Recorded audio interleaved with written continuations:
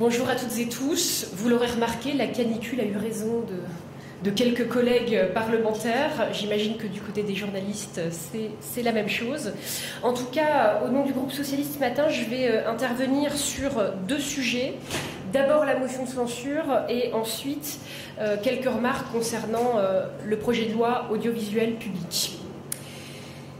Pour ce qui concerne la motion de censure, nous l'avons toujours dit, le gouvernement est sous la surveillance du groupe des députés socialistes. Ainsi, nous avions annoncé dès le début de l'année, nous avons été clairs que nous déposerions une motion de censure si le Premier ministre ne tenait pas ses engagements du retour au Parlement d'une loi concernant la réforme des retraites, quelle que soit son issue, accord ou non-accord, d'ici la fin de la session ordinaire, nous y sommes.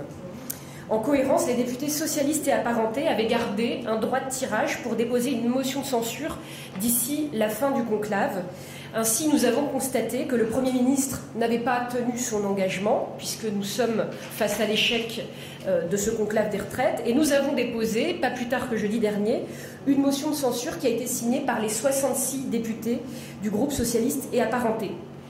Les socialistes, il faut le rappeler, sont attachés au dialogue entre syndicats et patronat, et nous l'avons encore démontré en janvier dernier en choisissant de ne pas censurer le gouvernement de François Bayrou, contre notamment l'organisation d'une négociation sur les retraites entre syndicats et patronat, qui était une forme inédite de discussion.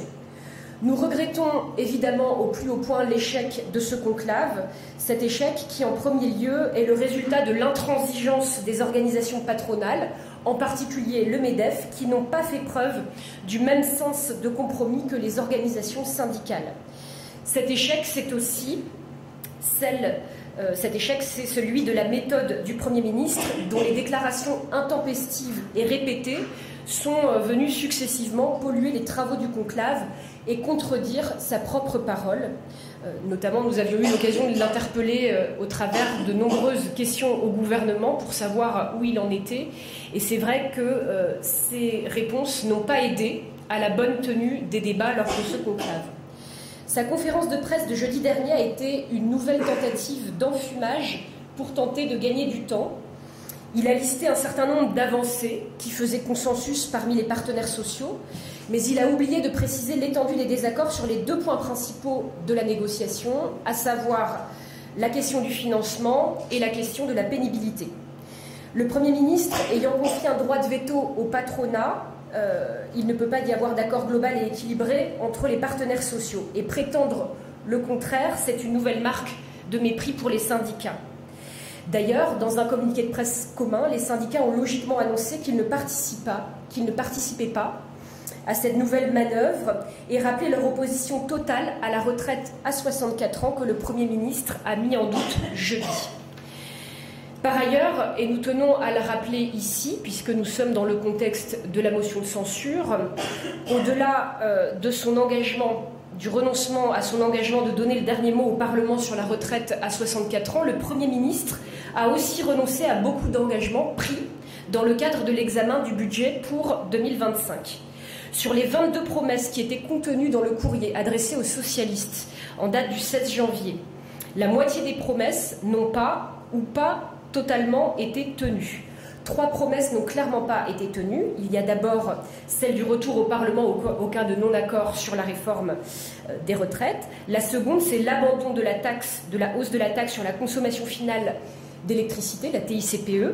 Et la troisième, c'est l'augmentation des moyens du plan eau, renoncement d'autant plus coupable en cette période de canicule dans le pays. 8 font l'objet d'une ambiguïté, probablement volontaire dans la majorité des cas. Et je voudrais citer ici l'abandon des 2 jours de carence dans la fonction publique, remplacé par une indemnisation des arrêts maladie à 90% et non plus à 100%. Nous l'avons toujours dit, les avancées obtenues étaient insuffisantes. Ce n'était pas notre budget, ce n'était pas le budget que nous aurions défendu en février dernier, c'est le budget d'un gouvernement de droite auquel nous nous opposons. Mais sans cette négociation exigeante, celle des socialistes, aucune de ces avancées n'aurait été obtenue, aucune, et ce budget aurait été encore plus brutal.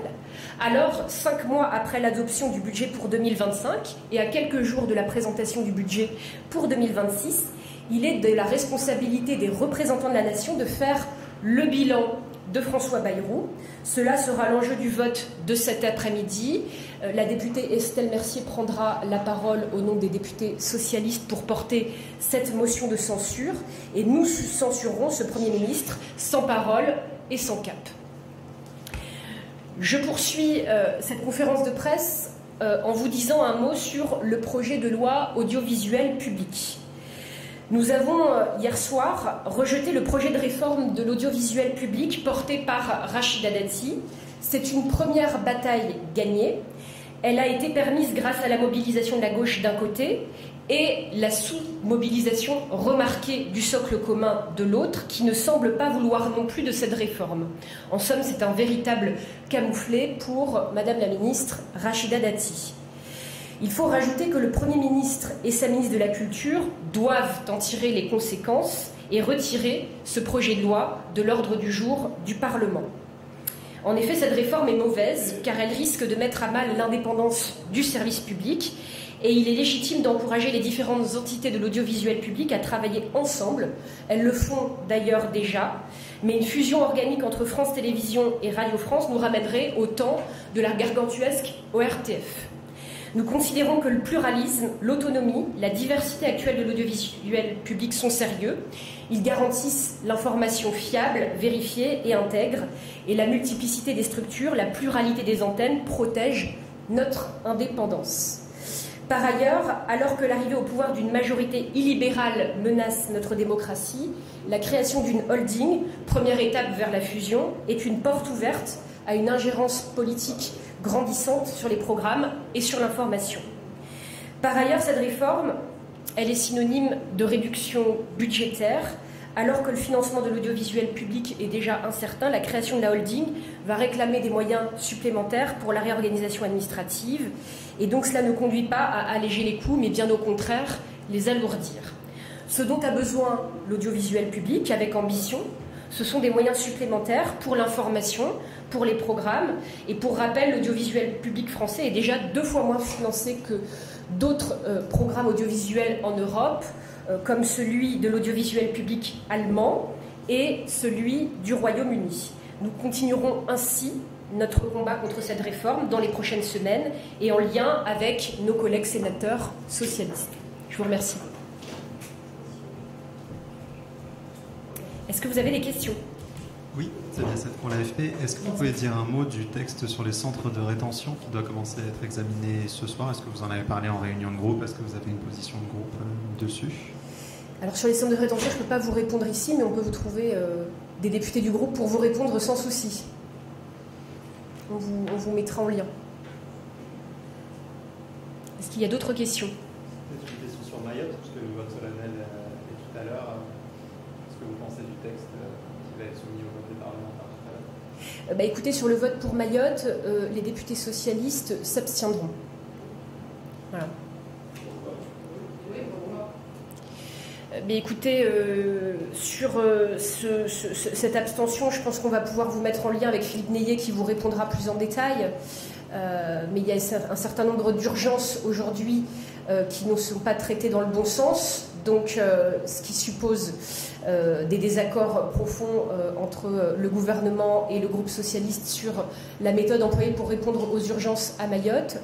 Mais en même temps, nous considérons qu'il est important de pouvoir conduire l'action publique dans un territoire qui a des besoins aujourd'hui urgents. Et donc c'est la raison pour laquelle nous sommes sur une position d'abstention. Oui. Écoutez, j'étais membre hier après-midi et hier soir de la commission mixte paritaire.